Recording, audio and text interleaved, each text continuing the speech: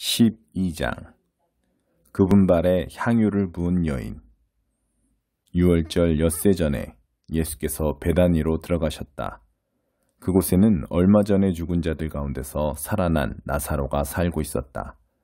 나사로와 그의 누이들이 자신들의 집에서 저녁 식사를 하자고 예수를 초대했다. 마르다는 시중 들고 나사로는 사람들과 함께 식탁에 앉아 있었다. 마리아가 아주 값비싼 향유 한 병을 가지고 들어와서 예수의 발에 붓고 자기 머리카락으로 그 발을 닦아드렸다. 향유 냄새가 집안에 가득했다. 제자들 가운데 한 사람으로 이미 그때 예수를 배반할 준비가 되어 있던 가룟 유다가 말했다. 왜 이 향수를 팔아서 그 돈을 가난한 사람들에게 주지 않습니까? 팔면 은화 300은 충분히 받을 텐데. 이렇게 말한 것은 그가 가난한 사람들을 생각해서가 아니라 도둑이었기 때문이다. 그는 일행의 공금을 맡고 있었는데 그것을 빼돌리기도 했다. 예수께서 말씀하셨다. 그 여자를 가만두어라. 그 여자는 내 장례식을 내다보고 예를 표한 것이다. 가난한 사람들은 너희와 항상 함께 있지만 나는 너희와 항상 함께 있는 것이 아니다. 예수께서 다시 마을에 오셨다는 소문이 유대인들 사이에 퍼졌다. 사람들이 예수뿐만 아니라 죽은 자들 가운데서 살아난 나사로도 보려고 몰려왔다. 대제사장들은 나사로를 죽이기로 모의했다. 나사로 때문에 많은 유대인들이 예수를 믿었기 때문이다. 예루살렘 입성. 이튿날 명절을 지키러 와 있던 많은 무리가 예수께서 예루살렘에 들어오신다는 말을 들었다. 그들은 종려나무 가지를 꺾어들고 그분을 맞으러 나가서 환호했다. 호산나, 복되다. 하나님의 이름으로 오시는 이여, 복되다. 이스라엘의 왕이여. 성경에 기록된 대로 예수께서 어린 나귀를 얻어 타셨다. 두려워하지 마라, 딸 시온아. 너의 왕이 오시는 모습을 보아라. 나귀 새끼를 타고 오신다. 제자들은 성경의 많은 구절이 성취된 것을 당시에는 알아채지 못했다. 그러나 예수께서 영화롭게 되신 뒤에 그들은 그분에 대해 기록된 것과 그분께 일어난 일이 일치한다는 것을 기억해냈다. 예수께서 나사로를 불러 죽은 자들 가운데서 일으키실 때 그 자리에 있던 사람들이 자신들이 목격한 것을 이야기했다. 그들이 얼마 전에 있었던 하나님의 표적에 대해 소문을 퍼뜨렸기 때문에 환영하는 무리가 더 늘어났던 것이다. 바리새인들이 그 모습을 보고 체념하듯 말했다. 이제는 통제불능이요. 온 세상이 저자의 뒤를 따라 몰려가고 있소. 나를 따라오너라. 명절을 맞아 예배를 드리려고 올라온 그리스 사람들이 있었다. 그들이 갈릴리 벳세다 출신인 빌립에게 다가가서 말했다. 선생님, 우리가 예수를 뵙고 싶습니다. 도와주시겠습니까? 빌립이 안드레에게 가서 말했다. 안드레와 빌립이 예수께 가서 말씀드리자 예수께서 대답하셨다. 때가 되었다. 인자가 영광을 받을 때가 왔다. 잘 들어라. 밀알 하나가 땅에 묻혀 완전히 죽지 않으면 한 알 그대로 남아있다. 그러나 밀알 하나가 땅에 묻혀 죽으면 싹이 나서 몇 배의 열매를 맺는다. 마찬가지로 누구든지 현재의 목숨에 집착하는 사람은 그 목숨을 잃을 것이다. 그러나 앞뒤를 재지 않는 사랑으로 그 목숨을 버리는 사람은 참되고 영원한 생명을 얻게 될 것이다. 너희 가운데 누구든지 나를 섬기려는 사람은 나를 따라오너라. 나를 섬기는 사람은 내가 있는 곳에 있게 될 것이다. 누구든지 나를 섬기는 사람은 아버지께서 높여주시고 상 주실 것이다. 내 마음은 몹시 흔들리고 있다. 그러니 내가 무슨 말을 하겠느냐? 아버지, 나를 여기에서 벗어나게 해주십시오 라고 말해야 하겠느냐? 아니다. 나는 처음부터 이것 때문에 온 것이다. 나는 아버지의 영광을 드러내 보이십시오 라고 말하겠다. 그러자 하늘에서 한 음성이 들려왔다. 내가 이미 영화롭게 했고 앞으로도 영화롭게 할 것이다. 그 소리를 들은 무리가 말했다. 천둥 소리다. 다른 사람들이 말했다. 천사가 이분께 말한 것이다. 예수께서 말씀하셨다. 이 음성은 나를 위해서가 아니라 너희를 위해서 들려온 것이다. 지금 이 순간에 세상은 위기에 처해 있다. 이제 이 세상의 통치자인 사탄이 쫓겨날 것이다. 그리고 내가 이 땅에서 들려 올라갈 때 나는 모든 사람을 이끌어서 내 주위로 모을 것이다. 예수께서 이렇게 말씀하신 것은 자신이 어떤 죽임을 당할지 보여주시려는 것이었다. 무리 가운데 대답하는 소리가 들려왔다. 우리는 하나님의 율법에서 메시아가 영원히 계신다고 들었습니다. 그런데 선생님은 인자가 들려야 한다고 하시니 어째서 그래야 합니까? 선생님이 말씀하신 인자가 누구입니까? 예수께서 말씀하셨다. 빛이 너희 가운데 있는 것은 잠시뿐이다. 빛이 너희 가운데 있는 동안 다녀라. 그래서 어둠이 너희를 멸하지 못하게 하여라. 너희가 어둠 속에 다니면 자신이 어디로 가는지 알지 못한다. 빛이 너희와 함께 있는 동안 그 빛을 믿어라. 그러면 그 빛이 너희 안에 있으면서 너희 삶을 속속들이 비출 것이다. 너희는 빛의 자녀가 될 것이다. 나를 믿는 사람은 나를 보내신 분을 믿는 것이다. 예수께서 이 모든 것을 말씀하시고 나서 몸을 숨기셨다. 예수께서 이 모든 하나님의 표적을 보여주셨지만 그들은 받아들이지도 않았고 그분을 신뢰하지도 않았다. 이 일로 예언자 이사야의 말이 옳다는 것이 확인되었다. 하나님, 우리가 전한 말을 누가 믿었습니까? 하나님께서 팔을 뻗어 행하려고 하시건만 누가 그것을 알아보았습니까? 처음에 그들은 믿으려 하지 않았고 나중에는 믿을 수도 없었다. 이 또한 이사야가 말한 것과 같았다. 그들의 눈은 멀었고 그들의 마음은 완고해졌으니 이는 그들이 눈으로 보고 마음으로 깨달아서 나 하나님께로 돌아와 내게 고침을 받지 못하게 하려는 것이다. 이것은 이사야가 메시아를 통해 폭포수처럼 쏟아지는 하나님의 빛을 스치듯 보고 나서 한 말이었다. 한편 지도자들 가운데서도 상당수가 믿었다. 그러나 바리새인들 때문에 자신들의 믿음을 밖으로 드러내지는 않았는데 회당에서 쫓겨날까봐 두려웠기 때문이다.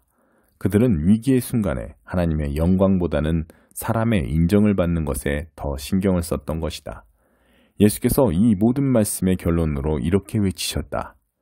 누구든지 나를 믿는 사람은 나를 믿는 것이 아니라 나를 보내신 분을 믿는 것이다.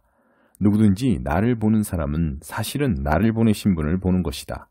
나는 이 세상에 온 빛이다.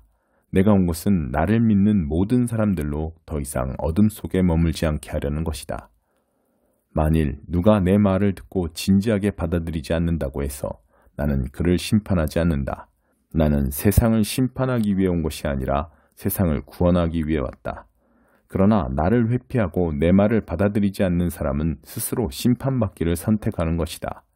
육신이 된 그 말씀, 내가 너희에게 말했을 뿐 아니라 바로 나 자신이기도 한 그 말씀이 너희의 운명을 결정할 말이다.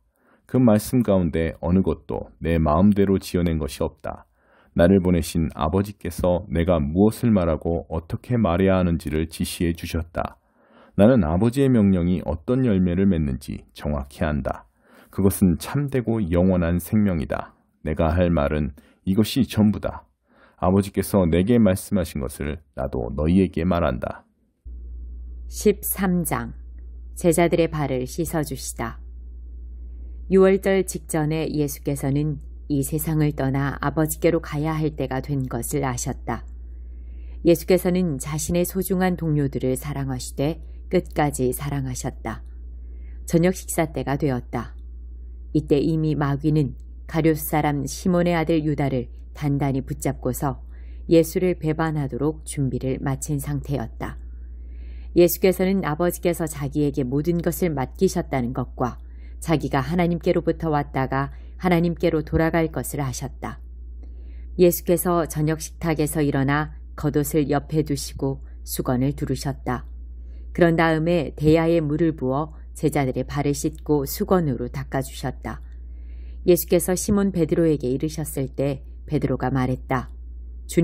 주님께서 정말 제 발을 씻으실 겁니까?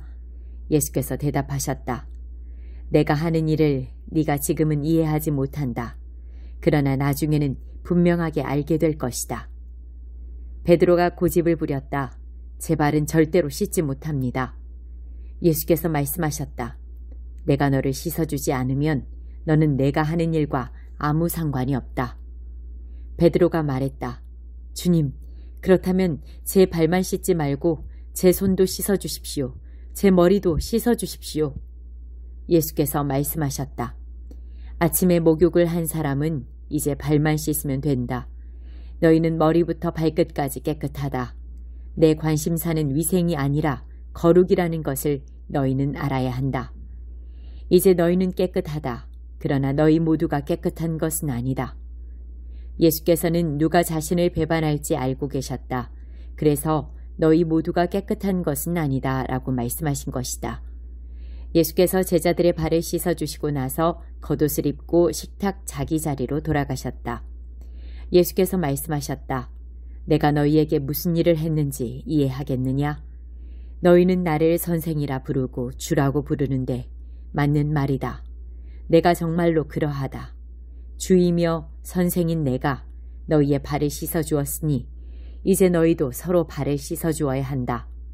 내가 너희에게 모범을 보였으니 너희도 내가 한 그대로 하여라. 나는 분명한 것만 말한다. 종이 주인보다 높지 않고 사원이 사장에게 명령하지 못한다. 내 말이 무슨 뜻인지 알겠거든 너희도 그대로 행하여라. 복된 삶을 살아라.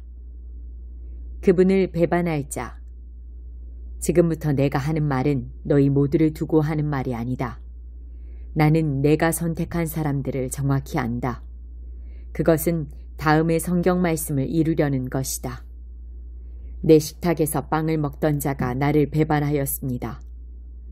내가 이 모든 것을 너희에게 미리 말해두는 것은 그 일이 일어날 때 내가 누구인지를 너희로 믿게 하려는 것이다.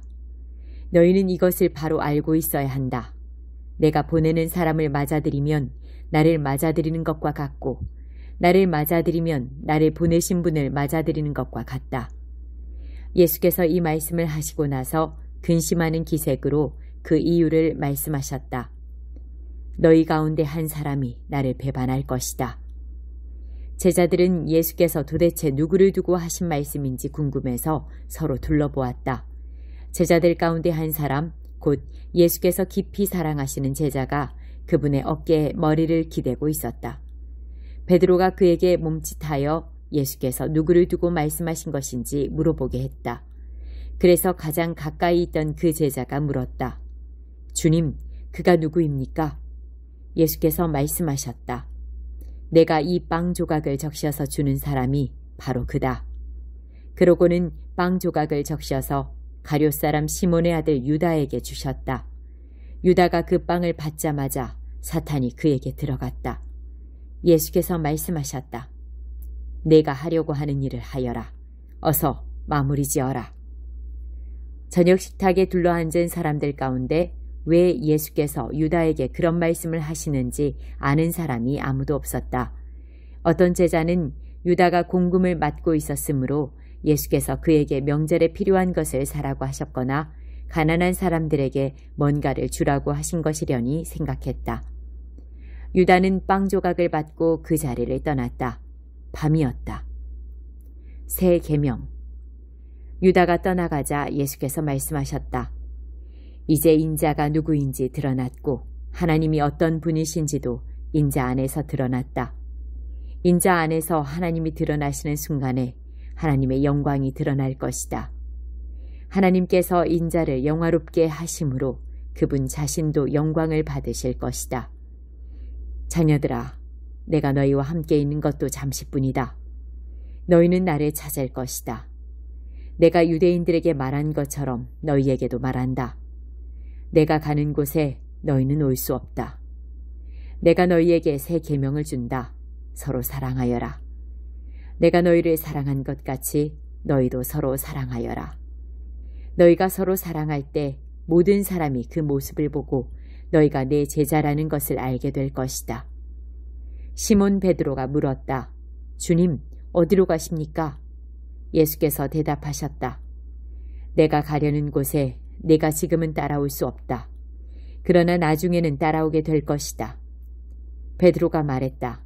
주님, 왜 지금은 따라갈 수 없습니까? 주님을 위해서라면 제 목숨까지도 버리겠습니다.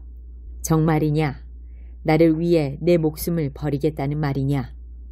그러나 너는 수탉이 울기 전에 나를 3번 부인할 것이다.